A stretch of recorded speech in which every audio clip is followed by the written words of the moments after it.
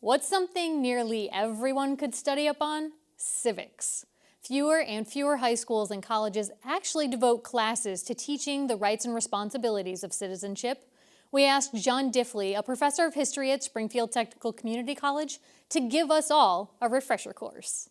We come from England with the English system, so it goes all the way back to the Magna Carta, which is a 13th century document that was essentially only for the nobility, but over time it's been added to the English Bill of Rights in the 17th century, and then we built upon those and extended even further, the Founding Fathers did. So we went even broader? Yes, yeah, gave more freedoms, listed them even more, and applied them over time to even more people than originally intended. They were more looked at as almost privileges at first, and now they're rights, everybody. They're inalienable. We expect them as citizens of the United States. Exactly. Interesting. On the U.S. Customs and Immigration's website, it boils it down very simply and says 7 rights, 9 responsibilities. And I think a lot of them can pop to mind for us. Freedom to express yourself, that's a right. Yes. Freedom to worship, that's a right. But with the freedom to express yourself, how are you seeing that being interpreted? And do you think that is the most commonly sort of called upon right that we have? Yeah, I think people often say, it's my freedom of speech. I can say whatever I want. And I think they misunderstand that.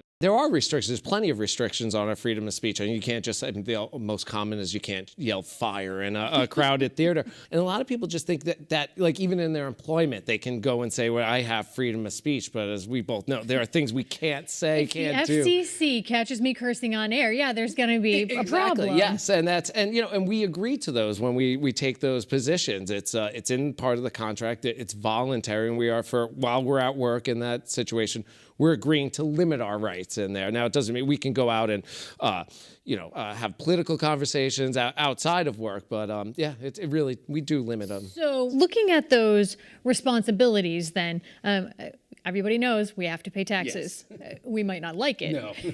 I think that's perhaps one of the most predominant responsibilities that we have as citizens. But there's also this concept among those responsibilities of staying informed as citizens. That is something I think inherent and basic in our system that even the founders wanted us to do. You have to have an educated populace. We have to know what's going on to make decisions on which representatives.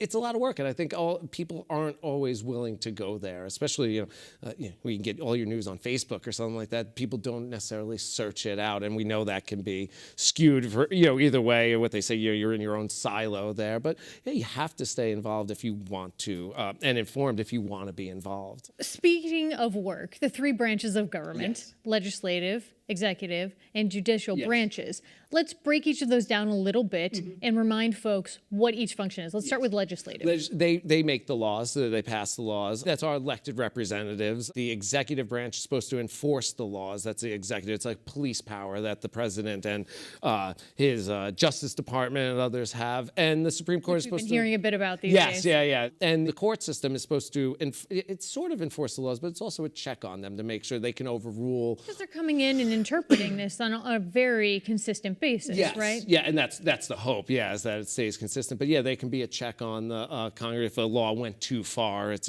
can make it all the way to the Supreme Court there. And it's good to have those 3 different branches, so it's not that was the intent, that it's not all in one person's hands. And how do you think that's working, those 3 branches for us? I think so far it's seemingly worked. I mean, people always get, it's the joke, right? Congress gets nothing done, and things can take forever in the courts. And it's imperfect, but it seems I think it works for the most part. I think every presidential election cycle, we are revisited by this concept called the Electoral College. Yes. And there's sometimes a lot of consternation around whether or not this is an effective way to elect a representative, and perhaps even touches on that apathy. You said people feel like, oh, why should I get involved if my vote's not even counting? Yeah, because you're voting for an elector. You're not actually voting for that presidential candidate. So I could see. With this concept of Electoral College, where's it coming from? It's more or less the founders put it's a check. It's almost a very elite check on the masses, really, as they didn't always look at it. They looked at it almost as a mobocracy. It's the mob mentality. So we would vote, and then they essentially go back and make sure we're selecting the right people. And for those people who we are choosing and we are electing, at the federal level, we have term limits, at the state level as well. The concept of term limits, though, where did that come from? I think, well, it goes all the way back to ancient Greece, the democracies in Athens there. It's so that people don't become too entrenched in their position, and it is also, the point of breaking away from England, a monarchy, that this is not a job forever, right? That you should have turnover in it so that people just, really don't take too much power and just get too comfortable there. And it's always good to get change of leadership every now and again. And I think sometimes one of the common criticisms is because of the way the election system works now with money, it's often people who are elected to office once are often elected to office more frequently. Yes, that can be a problem, but because it is very expensive to become a senator or a representative. The filibuster, I feel like that's a perennial thing that we hear about. Most recently, probably we heard about it with Nancy Pelosi when she took to the House to try and force a vote on the immigration issue. But the concept of a filibuster, they were sort of banned in the 1890s. It's a sort of an adult temper tantrum. In many ways, it can be, because it's pretty much you refuse to yield the floor. You just continue talking. You're just trying to stall for time and hopefully just wear the opponent out, wear the other side out. It's really especially when you don't have the numbers advantage in the Congress. It's really just an attempt to put a brake on things. It's almost like an emergency brake in some ways.